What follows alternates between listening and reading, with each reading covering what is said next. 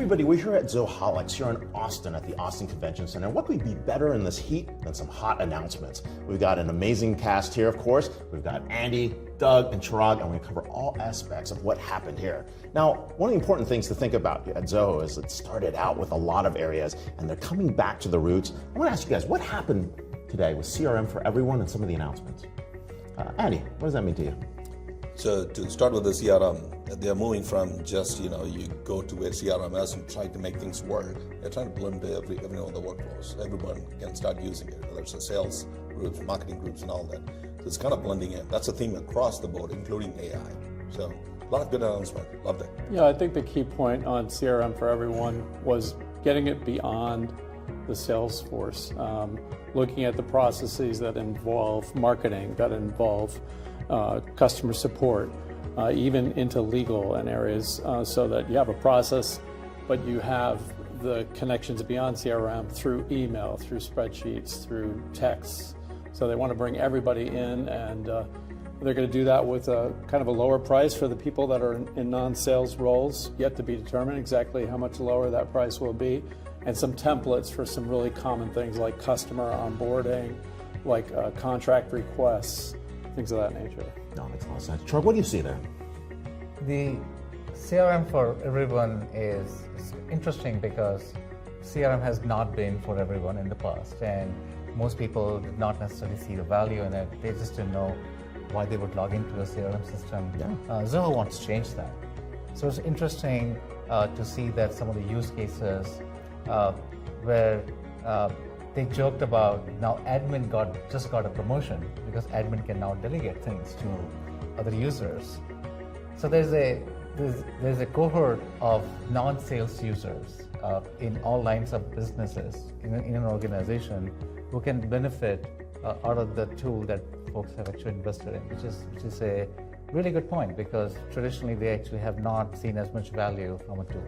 And what I'm really excited about this is because we often talk about happy employees make happy customers, and by being able to empower people within workflows that are traditionally not in your order to cash or campaign to lead or your marketing workflows or service workflows from issue to resolution, you can now expand that to additional stakeholders. And by doing that, that means you're getting more data points. You're actually digitizing a lot of those processes over time, and you're building a foundation for really understanding your interactions. The holy grail, as we all know, those interactions allow us to do data decisions, which means that they're going to be able to get to higher levels of precision in their AI by including more people. And so to me, that CRM for everyone is very, very important, because now they're adding more users, they're adding addressable market, and it's a great way to kind of expand and build up what's happening. I wouldn't underestimate the challenge here. People have been talking about the shortcomings of CRM for a long time.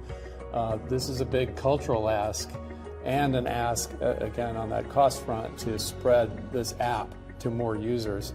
But if there's one company that could probably do this, it's Zoho, because of its really long-term focus.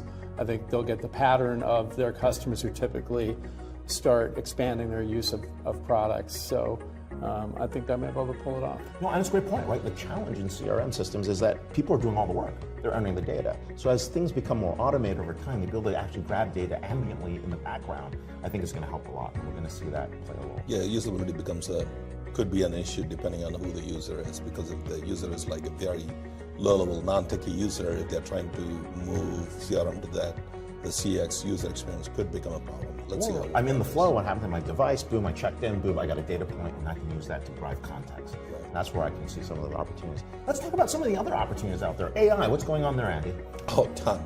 So a few things that they announced that I really liked. One is, most of the other companies, if you look at it, particularly when it comes to training data and the whole 9 years, they will train and then they won't give you an option to opt out to begin with. By default, you're in.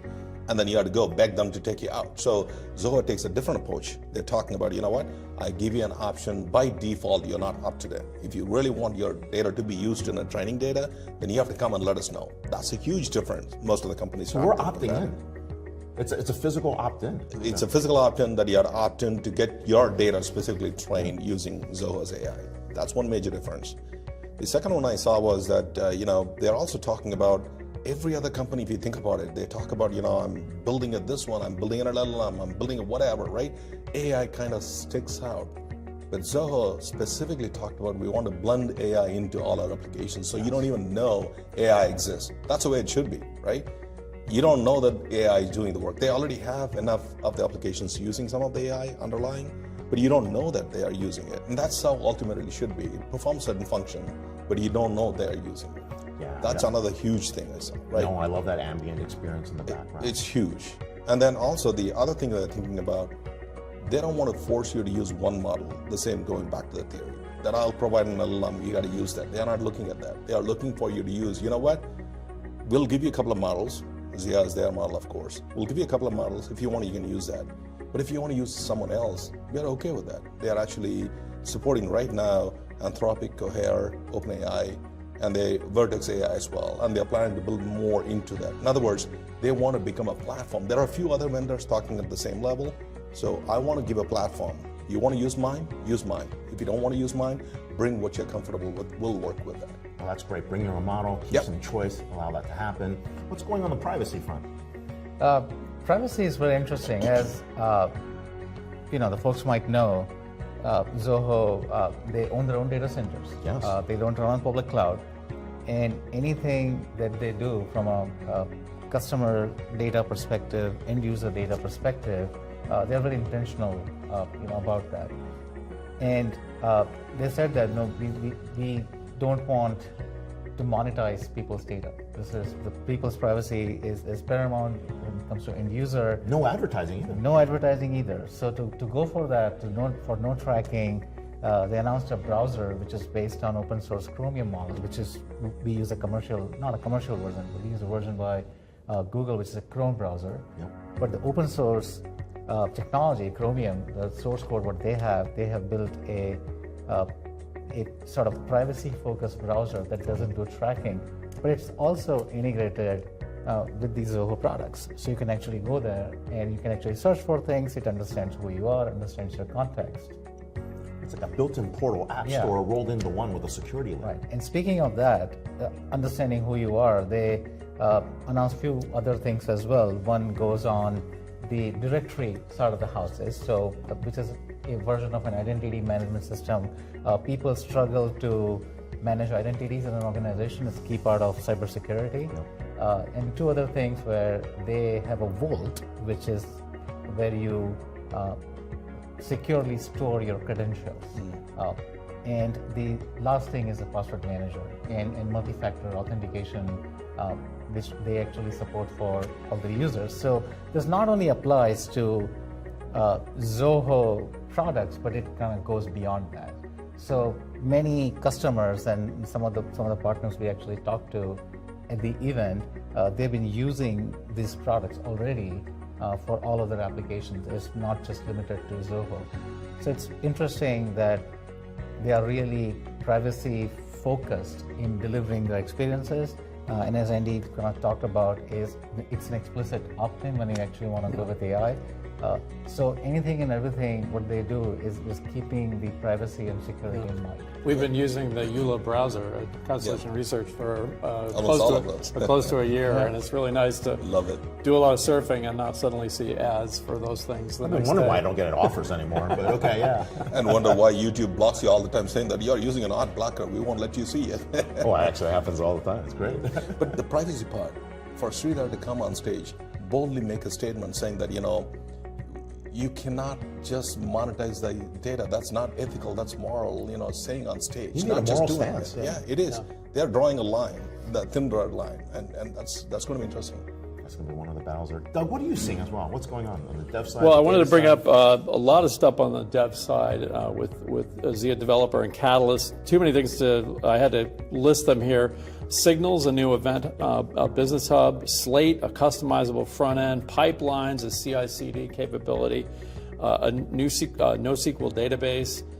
Integrated apps into all the app building, so you can tell what's you don't have to bring a Google data in to understand what's going on with the popularity of your apps. It has analytics on the apps you're developing, and AI everywhere. So they're weaving the AI into the development. And Sridhar was, I think, really excited to talk about, a 10x improvement in developer productivity.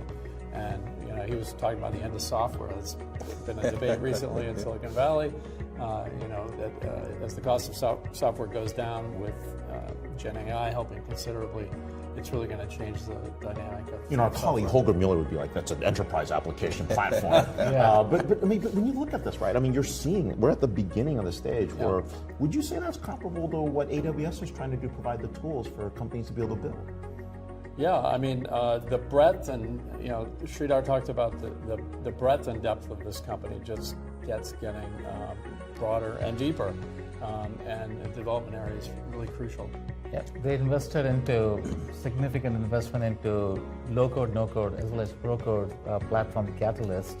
AI makes it easier for the ecosystem to actually go build products, extend what Zoho has, and build completely new experiences that may or may not have anything to do with Zoho, and that is making things easier. So it's not necessarily a 100% general purpose platform, but they're making it a lot easier for developers who might not necessarily have Zoho experience in the past, but making it easier for them to actually go build application as quickly as possible.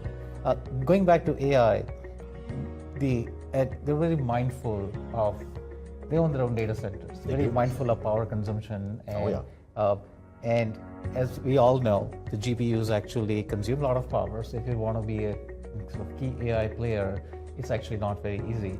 So there's a lot of investment, a lot of research going on the lab side of the house, where they're looking at creative ways of delegating very specific part of workload to a GPU and keeping everything else on CPU. So they are looking at creative ways to minimize power because it directly affects sort of their bottom line and their ability to deliver those cost savings to their customers. So going back to your point about AWS versus Zoho differentiation. Yeah, I'm curious. AWS is more about PaaS and infrastructure level. Zoho builds 150 applications, enterprise applications they have. So they are level up.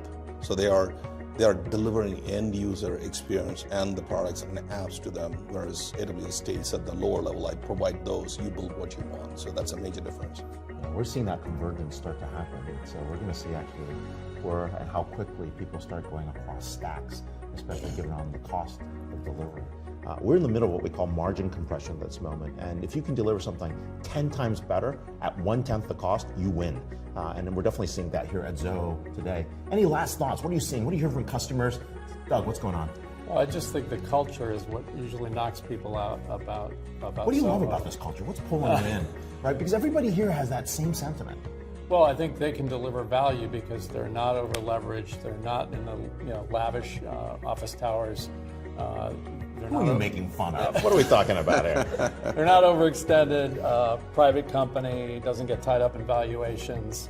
Values its employees, has really low turnover with employees, so they're not retraining. So no glass and database staff. towers, phalluses, and star buildings are in the way. Is that what you're talking about here? Yeah, I'm talking about those values, and I think whenever we hear Sridhar talk about Zoho values, I think it really clicks with the customers, and the particularly employees. at the customer events, and absolutely the employees. They're happy. What do you think, Gerard? They are not rushing to things. They're not chasing anything. Why? Why aren't they in a hurry? We're all in a hurry. What's They going on? have never been in a hurry. To Sridhar's point, like when we are ready, we are ready. We will actually. Well, how do you know when you're ready?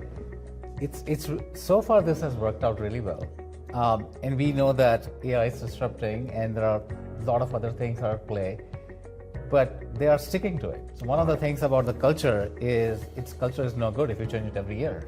The mission does not change every year. Right. The mission remains the same, and an example after example that you see that they're sticking to the mission. And They are. Sridhar, he did talk about U-turns, that they are very humble and they have humility to roll things back and go and say that was not a good idea, we are not going to pursue that. So they still have that, but they also have conviction that we are going to be right most of the time, and we'll wait, our time will come, we are not going to be over leveraged, we have no debt, and we are going to control the experience that we deliver, and the community trusts them. And that persistence, well, I brought up earlier why a lot of people have complained about CRM for decades, reinventing it, trying to reinvent it for decades. I think they're the kind of company with a vision and discipline and continuity to really make it happen over time. It's not going to happen overnight. It's still a big challenge for companies to change the way they use CRM, but it might happen. No, I definitely see that. Andy, what do you see? So, to answer your question about why are they not rushing, right? Yeah, why are they not rushing? I'm always in a hurry. Because they never took investor money. And he was on stage talking about it. We are not under a quarter-to-quarter pressure. Nobody's pressuring us, asking us, where's my money? What are you doing with my money? But customers are asking for things and they're delivering. Well, yes, they are delivering it. The customers are happy with it. Again, at the end of the day, because they're delivering an enterprise experience, enterprise applications, and they are all starting to blend in now. They're not worried about it. The customers are happy with it, and the prices are cheap.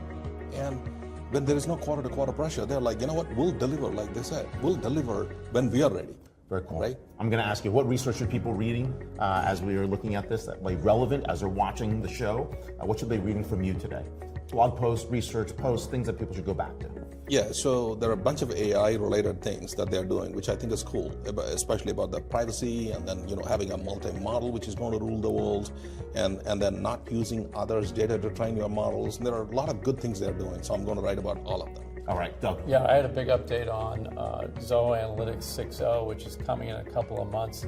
So that'll be my next big deep research report on Zoho. All right, Chirag. Two things on my side. One is the cybersecurity. They are doubling down on what they are saying because they are saying this is paramount to their user.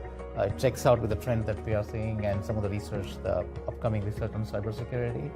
And they also talked about marketplace, strengthening the marketplace and strengthening the actual platform to build extensions and making it easy for the ecosystem to actually go publish their apps. And that in connection with some of the marketplace research that I'm currently working on. No, it makes a lot of sense. I'm working on something, you might have seen a blog post talking about margin compression. The world is divided into two camps now. You are either in the way of my progress of driving down costs and improving what's going on as a vendor, or you're enabling my ability to get there. Zoho is one of the companies that are enabling that ability to actually drive down margin compression.